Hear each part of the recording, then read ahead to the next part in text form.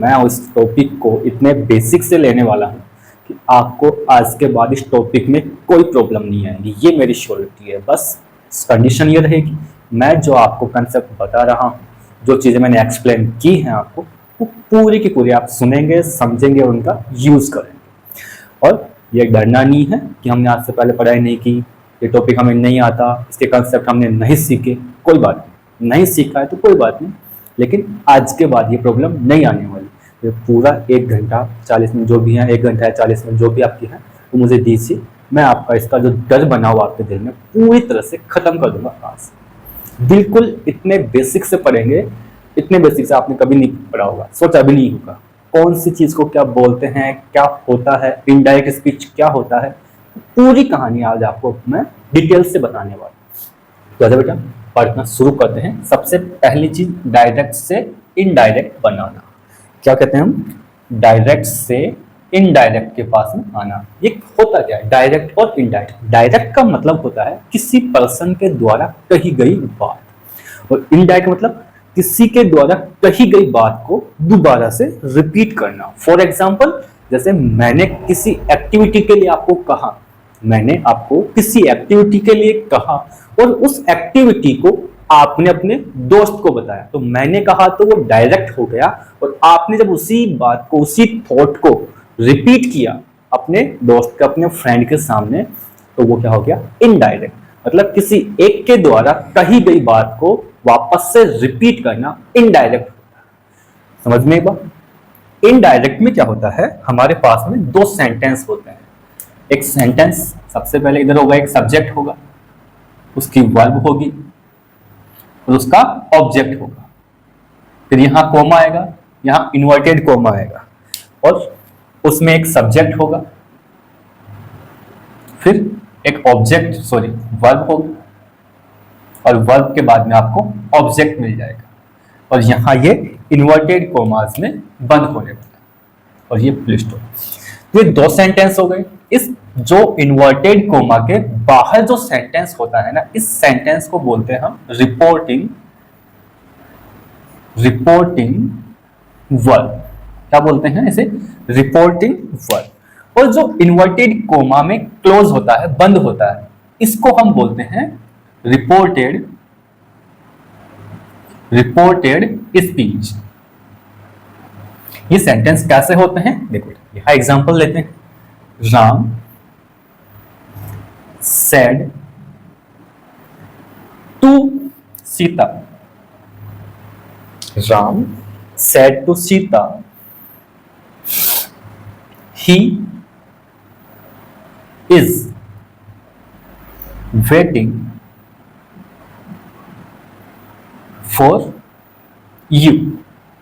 he is waiting for you। तो मेरे बेटा, इसका जब ये तो क्या हो गया देखो, इसको क्या बोलेंगे हम? Reporting verb.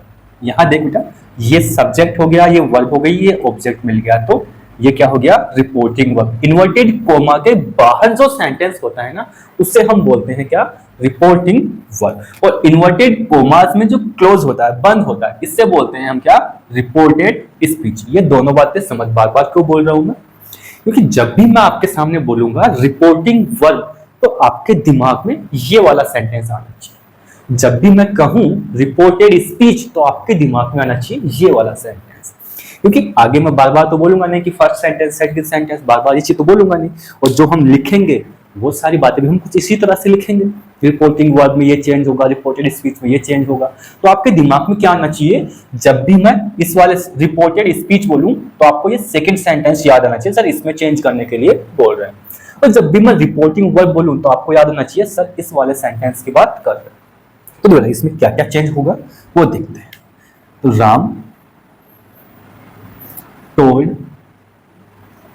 Ram told Sita that.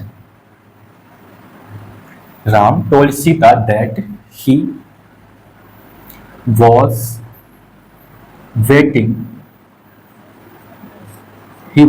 waiting for her। और लास्ट में ये इन्वर्टेड को। अब ये सेंटेंस जो है वो क्या होता है? डायरेक्ट होता है। क्या होता है? डायरेक्ट। और ये वाला सेंटेंस हमने वापस से तैयार किया, इसे बोलते हैं हम इनडायरेक्ट। क्या बोलते हैं इसे? इनडायरेक्ट। बात समझ में आई? मतलब पहले ये सेंटेंस बोला गया तो जिस सेंटेंस में इन्वर्टेड कोमा कोमा ये सब आ रहे हैं उसे क्या बोलते हैं हम? Direct sentence. लेकिन इन्वर्टेड कोमा की जगह दैट लगा दिया, इसमें चेंज कर दिया, तो ये चेंज करके जो हम बना रहे हैं उसे बोलते हैं हम इनडायरेक्ट। इसने कहा राम ने सीता से कहा वह वेट कर रहा है तुम्हारे लिए। राम ने सीता से कहा था कि वह उसके लिए वेट कर रहा है, कर रहा था। तो बात समझने की कोशिश करो, थोड़ा सा मीनिंग में कहीं ना कहीं जाके डिफरेंस आता है। वो डिफरेंस आता है कि एक ही बात को किसी और ने भी कहा है आपके से। मैं एक सेंटेंस और लेता हूं डायरेक्ट।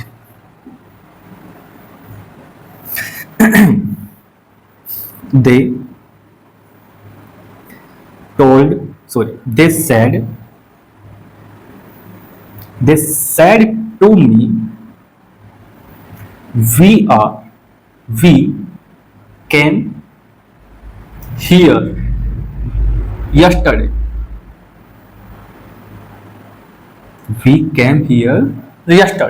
अब इसका जब मैं इनडायरेक्ट बनाऊंगा, इनडायरेक्ट क्या बन जाएगा मेरे पास में? देखो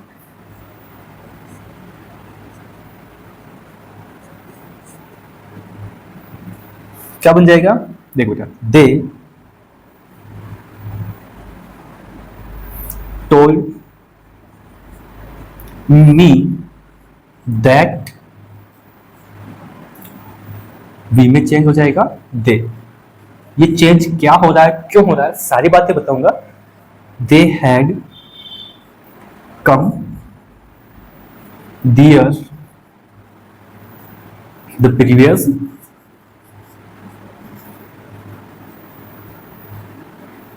डे। तो मेरे बेटा ये हमने चेंज करके इसका इनडायरेक्ट बना दिया। लेकिन अब देख, मैं कुछ बताने की कोशिश कर रहा हूं, इसको ध्यान से समझना। आपने ये रिपोर्टिंग वर्ब कहा, तो रिपोर्टिंग वर्ब में आपने चेंज कर दिया है ना। सेड टू का आपने टोल्ड कर दिया, तो पहला क्या किया आपने? चेंज। लिख लो यहाँ पे, देखो एक सेंटेंस में हम क्या क्या चेंज करते हैं उस बात को देखते हैं, क्या क्या बदलाव आ रहा है उसको देखते हैं। रिपोर्टिंग वर्ब में चेंज हो रहा है, तो लिख लो change in reporting verb. Change in reporting verb. उसके बाद में बेटा यहां देखो इन्वर्टेड कोमा की जगह आपने दैट कंजक्शन लगा दिया। तो अगर दैट कंजक्शन लगाया तो मैं यहां पे सिंपली लिख लूं क्या? Add conjunction.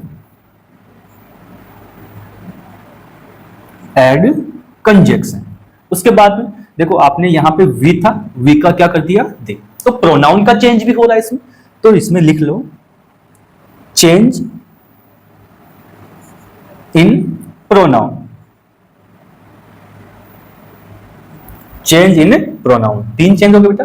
देखो आप बेटा यहां पे है ये कौन सा? सेकंड फॉर्म, और सेकंड फॉर्म आती है पास्ट इंडेफिनिट में।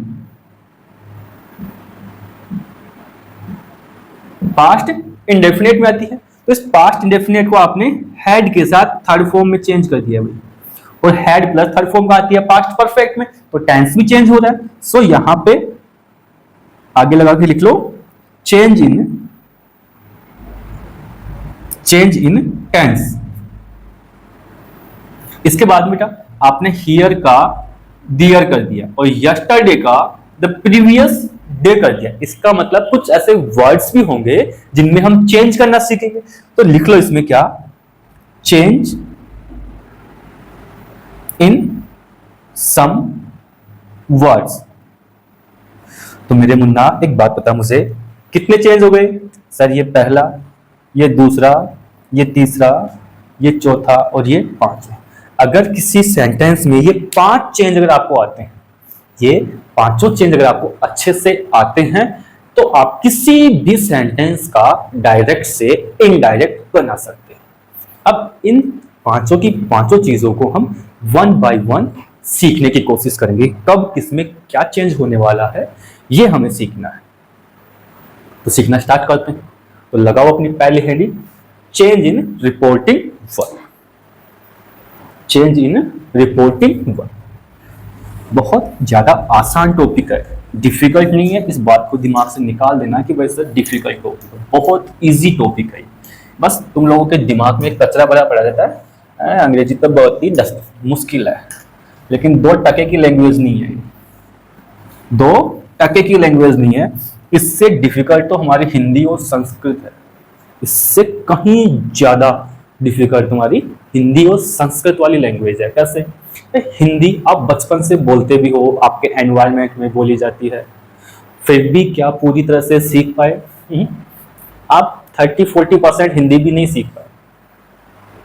हिंदी में आप अधिकतर वर्ड संस्कृत के और इंग्लिश के यूज कर लेते हैं, लेकिन सोच के देखो, मुश्किल से आप स्कूल या कोचिंग में पढ़ते हो इंग्लिश को, और उसमें भी आपको 30-40 या 50% इंग्लिश आती है।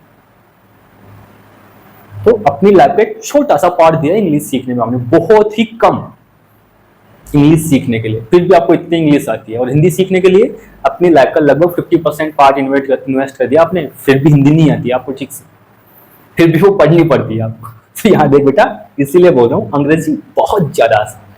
क्या है? बहुत बहुत आसान है। ये गोरों की लैंग्वेज है, वो गोरे दक्खन कह रहे, अंग्रेजी कर रहे, कुछ नहीं है अंग्रेजी में, नालायक दक्खन के दक्खन ही है। उनके तो घर ही हमारे भरोसे चल रहे हैं। हमारे यहाँ इंजीनियर है, साइंटिस्ट, अगर वहां जाना बंद कर देना गोरों के पास में, तो उनकी बत्ती रातों रात गुल हो जाए। चलो भाई आगे पढ़ते हैं इस बात को। लिखो अपनी पहली heading, change in reporting work. Reporting work, reporting work में क्या क्या चेंज होता है वो लिखो। तो इसमें सबसे पहले लगाओ ए, तो ए पॉइंट लगा के लिखो, in case reporting work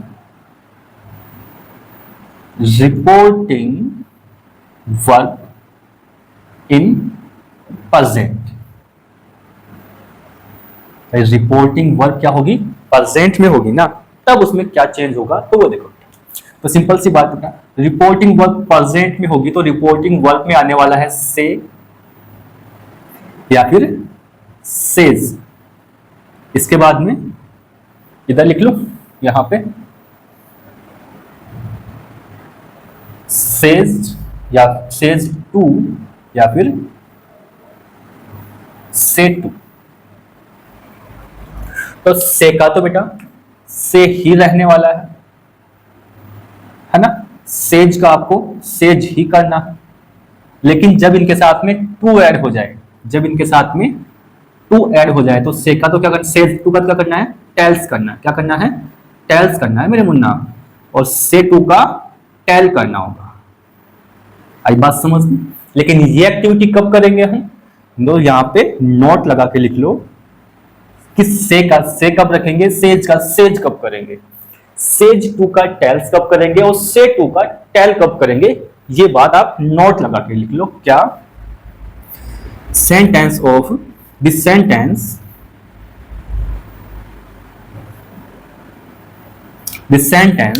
of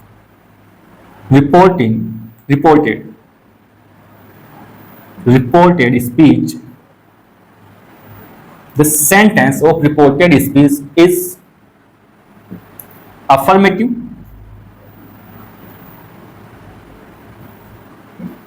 and negative. बेटा इन बातों को आपको याद रखना है मेरे को, भूलना नहीं है इन बातों को, कहीं पे भी आपको इन बातों को भूलना बिल्कुल भी नहीं है, सारी बातें आपको याद रखनी है। क्या? The sentence of reported speech is affirmative and negative. मतलब हमारा सेकंड वाला सेंटेंस अगर अफर्मेटिव है या नेगेटिव है, तो उस केस में रिपोर्टिंग वर्ब में आने वाले से को से रखा जाएगा, सेज को सेज रखा जाएगा। लेकिन इसके साथ में जब टू ऐड हो गया, सेज टू हो गया तो टेल्स कर देंगे, और से टू हो गया तो क्या कर देंगे? टेल कर देंगे। ये बात समझ में आई? और इसी में तो इसको तो पॉइंट 1 लगा लो और यहाँ पे पॉइंट 2 करो। बेटा मेरे अगर ये अफर्मेटिव और नेगेटिव है तो हो सकता है सर इंट्रोगेटिव भी तो आ जाए ना सेंटेंस हमारा, उस केस में क्या करोगे? तो मेरे बेटा लिख लो इसे, क्या? अगर आपको से सेज या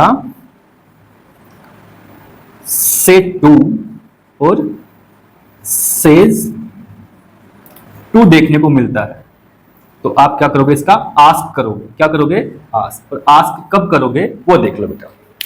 आस्क आप कब करोगे, तो यहां नोट लगा के लिख लो, the sentence of the sentence the sentence of reported speech is interrogative,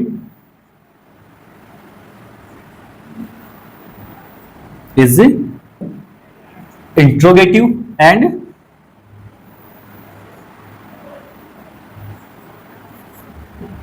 interrogative negative।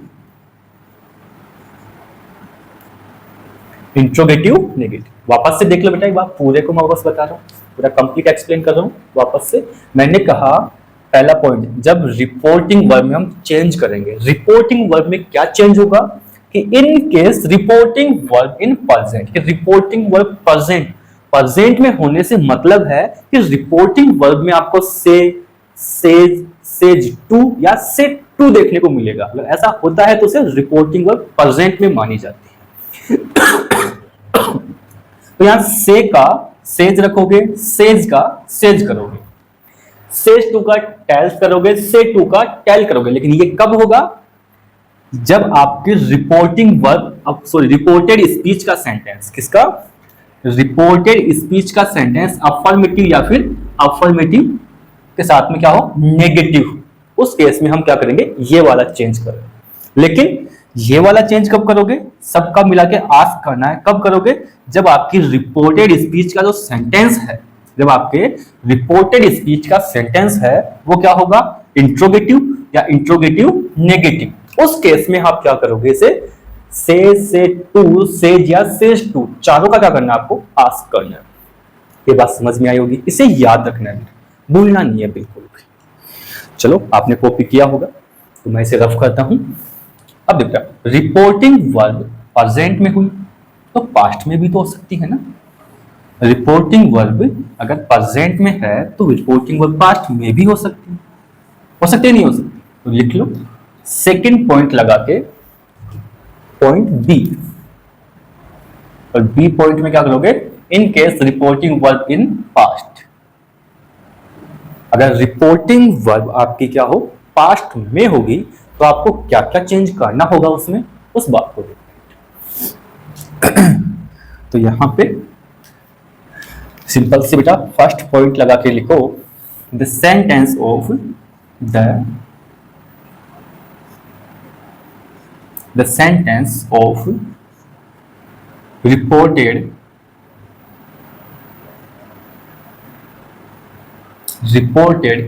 Speech is affirmative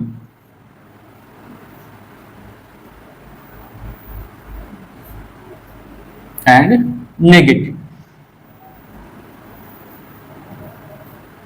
क्या कहा मैंने, यदि आपका क्या हो बेटा, रिपोर्टेड स्पीच का जो सेंटेंस है वो क्या होगा, अफर्मेटिव होगा या फिर नेगेटिव होगा, उस केस में आप क्या करोगे, सैड टू या फिर सैड, तो सैड का तो सैड ही रखने वाले हैं बेटा अपन, और सैड टू का क्या करने वाले हैं, टोल्ड करेंगे। क्या करेंगे, टोल्ड। कहीं कहीं पे बेटा आपको नोट लगा के लिख लो, नोट लगा के कि सैड टू का किसी किसी बुक में टोल्ड भी मिलता है। क्या मिलता है बेटा, टोल्ड भी देखने को मिलता है। कुछ गाइड्स ऐसी हैं जो क्या कर देती हैं, सैड टू का टोल्ड करते हैं। लेकिन अगर हम बेसिकली अगर बात करें एक्चुअल फॉर्मेट की, तो सैड का सैड ही रहता है। जब इसके साथ में टू ऐड होता है ना, तब टोल्ड किया जाता है। तो इसे स्टार लगा के लिख लेना कि कुछ एक नोटबुक कुछ एक बुक्स ऐसी हैं जो ऑथेंटिक तो नहीं है लेकिन वो टोल्ड करके बताते हैं। तो कुछ दोस्तों ने अगर पढ़ा हो तो बेटा ये चीज आपका बिल्कुल भी, मैं इससे एग्री नहीं करती। चलो बेटा अफर्मेटिव हो सकता है, तो बेटा सेकंड पॉइंट लगा के लिख लो, सर इंट्रोगेटिव भी तो हो सकता है। तो लिखो यहां से, the sentence the sentence of reported the sentence of reported speech is interrogative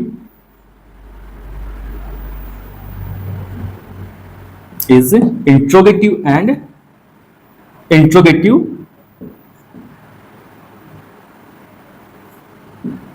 negative, interrogative और इंट्रोगेटिव नेगेटिव। तो उस केस में क्या करेंगे बेटा, चाहे आपका सैड हो या फिर सैड टू हो, दोनों को हम किस में चेंज कर देंगे, आस्क्ड में कर देंगे। किसमें कर देंगे, आस्क्ड में चेंज कर देंगे। तो यहां देख बेटा, रिपोर्टिंग वर्ब जब पास्ट में होगी, है ना, और रिपोर्टेड स्पीच का सेंटेंस अफर्मेटिव हो या फिर नेगेटिव हो, उस केस में सैड टू का टोल्ड करते हैं और सैड का सैड रखते हैं। एंड यदि रिपोर्टेड स्पीच का सेंटेंस इंट्रोगेटिव हो या फिर इंट्रोगेटिव नेगेटिव हो, उस केस में बेटा सैड हो या सैड टू हो, दोनों का हम क्या कर देते हैं, आस्क्ड कर देते हैं। क्या कर देते हैं, आस्क्ड। ये बात समझ में आई बेटा आपको? अरे समझ में आई कि नहीं आई, याद हुआ कि नहीं हुआ? चलो कॉपी किया आपने। अब चलते हैं हमारे अगले कंसेप्ट, एड कंजक्शन। इस पे एड कंजक्शन तो लिख लो बेटा, point number 2, point number 2, add conjunction.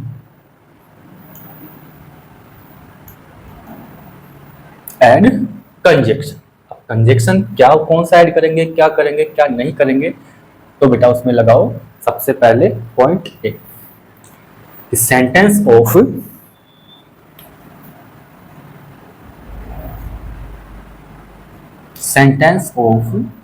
Reported speech, sentence of reported speech is affirmative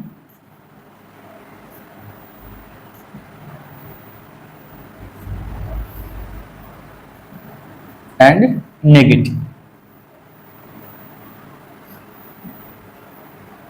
affirmative और क्या हो, नेगेटिव हो। क्या कहा मैंने, वापस से देखो बेटा, एड कंजक्शन होगा तो आपके रिपोर्टेड स्पीच का जो सेंटेंस होगा वो या तो अफर्मेटिव होना चाहिए या फिर क्या होना चाहिए, नेगेटिव होना चाहिए। उस केस में हम जो कंजक्शन, इस केस में कंजक्शन जो है बेटा वो क्या लगाओगे, दैट लगाओगे। क्या लगाओगे, दैट, याद रखना। अफर्मेटिव सेंटेंस और नेगेटिव सेंटेंस के केस में कंजक्शन हम क्या लगाते हैं, दैट लगाते हैं। तो दिमाग में आ रहा होगा, सर अफर्मेटिव और नेगेटिव तो हो गया, सेंटेंस तो इंट्रोगेटिव और इंट्रोगेटिव नेगेटिव भी होता है, तो उस केस में क्या करें, तो लिखो पॉइंट बी लगाते, sentence of reported, sentence of reported speech is affirmative, sorry, is interrogative, is interrogative and interrogative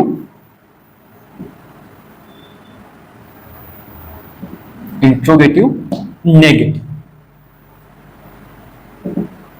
कि आपका जो सेंटेंस है रिपोर्टेड स्पीच का, तो रिपोर्टेड स्पीच के सेंटेंस में अगर आपका सेंटेंस कैसा हो बेटा, इंट्रोगेटिव हो या फिर इंट्रोगेटिव नेगेटिव हो, है ना, उस केस में हम कंजक्शन क्या लगाएंगे।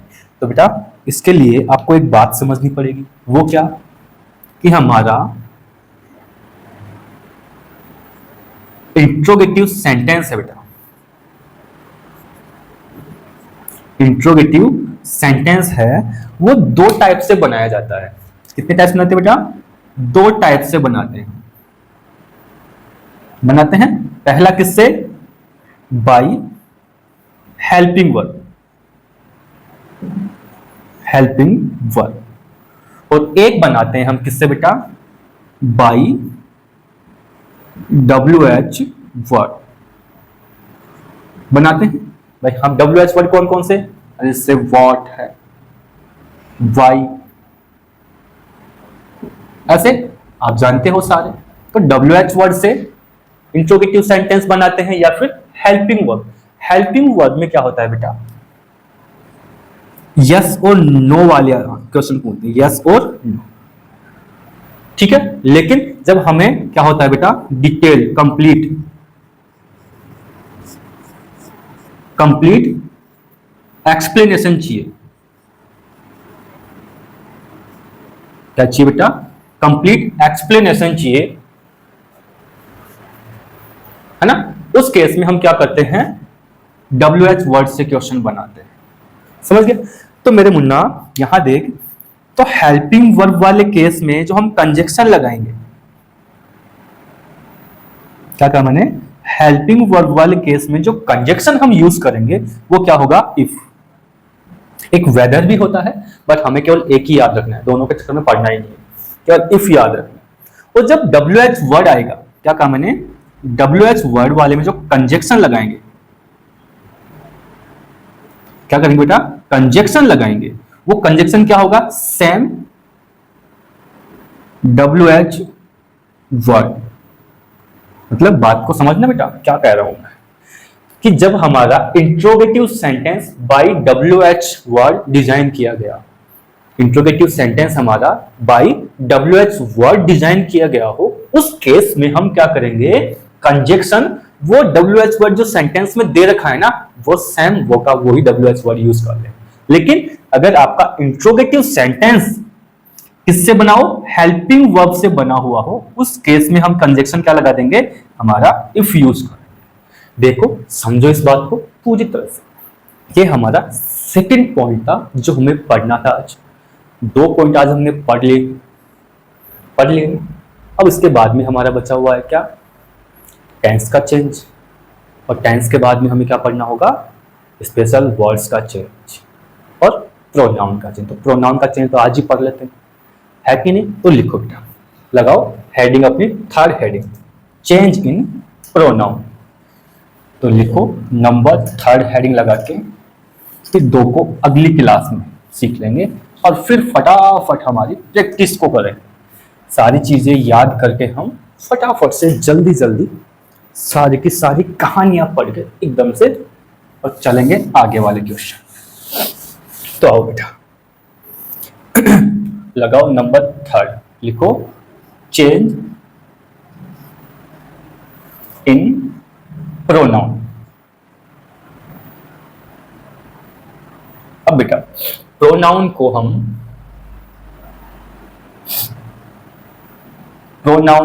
3 कैटेगरीज में डिवाइड करते हैं। क्या करते हैं, 3 कैटेगरीज में। 3 पार्ट नहीं बोला है मैंने, 3 कैटेगरी बोला है।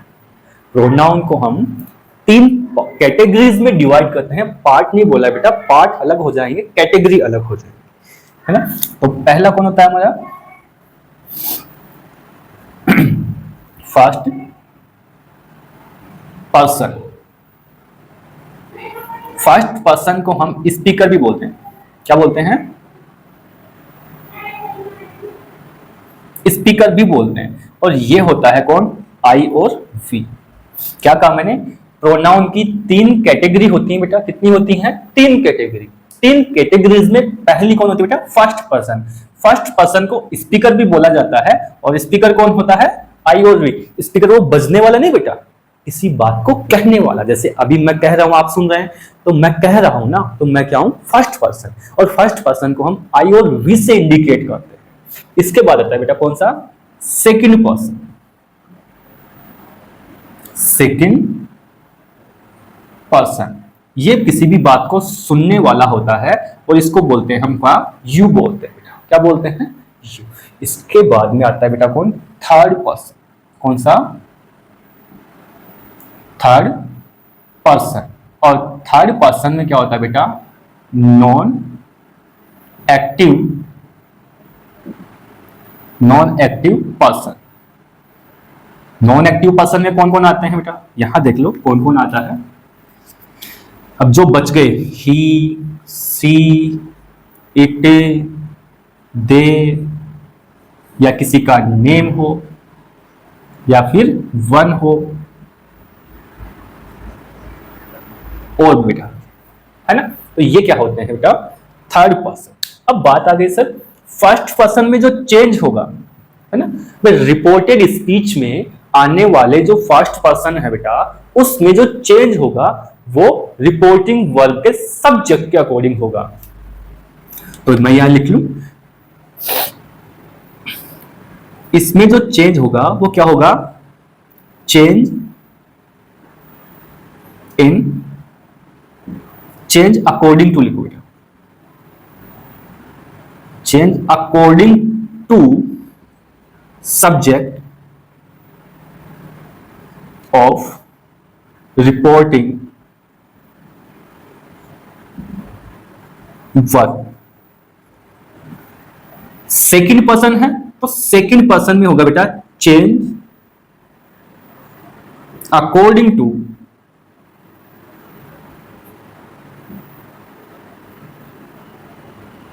Change according to object of reporting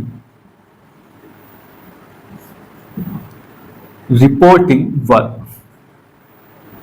अब बेटा सब्जेक्ट को ये ले गया, ऑब्जेक्ट को फर्स्ट पर्सन ले गया, तो इसके लिए कोई जगह बची नहीं, तो इसको क्या बोल देंगे, नो चेंज। अभी मैंने आपको कोई चेंज करके कोई सेंटेंस दिखाया नहीं, क्यों नहीं दिखाया, क्योंकि ये सारे चेंजेस बेटा हर सेंटेंस में होने वाले हैं। फिर आप बोलोगे कि सर ये प्रोनाउन कैसे चेंज हो गया, ये टेंस कैसे चेंज हो गया, ये फलाना कैसे चेंज हो गया, ये डिम्का कैसे चेंज हो गया। तो बात आपके दिमाग में ना आए, आपको कंफ्यूज ना हो, उसके लिए इजीली एक सीधा सा फॉर्मेट क्या है कि आप ये पहले ही लिख लो और इनको रिपीट करते रहो। छोटी छोटी सी बातें हैं, इनको रिपीट कर लोगे तो इजीली सारी चीज सीख भी जाओ। सिंपल सी कहानी, बहुत आसान चीजें, इसको एक बार रिपीट कर लेते हैं। मैंने कहा प्रोनाउन हमारी 3 कैटेगरीज में डिवाइड की जाती है, first person, second person, third person. First person को बोलते हैं हम स्पीकर, सेकंड पर्सन को बोलते हैं लिसनर और थर्ड पर्सन को हम बोलते हैं non active person. First person में हम आई और वी को इंक्लूड करते हैं, सेकंड पर्सन में यू आता है और थर्ड पर्सन में जो रह गए ही, सी, इट, नेम, वन और अदर जो भी आपके साथ में होते हैं सब्जेक्ट। तो बेटा फर्स्ट पर्सन में हम जब चेंज करते हैं, किसमें, जब रिपोर्टेड स्पीच में आने वाला जो फर्स्ट पर्सन होता है उसमें जो चेंज किया जाता है वो according to subject of reporting verb किया जाता है। Reported speech it mean second वाले सेंटेंस में जब फर्स्ट पर्सन आता है तो उसको हम रिपोर्टिंग वर्ब के सब्जेक्ट के अकॉर्डिंग चेंज करते हैं। वहीं अगर सेकंड पर्सन आता है तो उसे हम रिपोर्टिंग वर्ब के ऑब्जेक्ट के अकॉर्डिंग करते हैं। इट मींस रिपोर्टेड स्पीच में आने वाले सेकंड पर्सन को हम चेंज करते हैं रिपोर्टिंग वर्ब के ऑब्जेक्ट के according. And last third person अगर देखने को मिलता है रिपोर्टेड स्पीच में, क्या थर्ड पर्सन इन केस अगर रिपोर्टेड स्पीच में देखने को मिलता है तो हम उसमें कोई भी चेंज नहीं करते हैं बेटा, जैसा लिखा हुआ है वैसा का वैसा आपको रिपीट करना हो। समझ गए? तो चलो ये सारी बातें आप इसका स्क्रीनशॉट ले लीजिए, आपको समझ में आई होंगी। आप इन रूल्स को जाके अच्छे से याद करें, क्योंकि ये याद होंगे तभी आप आगे के कंसेप्ट सीख पाओगे और प्रैक्टिस कर पाओगे, अदरवाइज पॉसिबल नहीं। तो इस क्लास को अपन यहीं तक रखते हैं, काफी लंबी क्लास भी हो गई लेकिन कंसेप्ट ज्यादा जरूरी है जल्दी से होना, फिर तो हम प्रैक्टिस पे चलेंगे। तो इस क्लास को यहीं तक रखते हैं, अगली क्लास में मिलेंगे फिर, तब तक आप मस्त रखे इसको पढ़ते रहिए। ठीक है बेटा, बाय।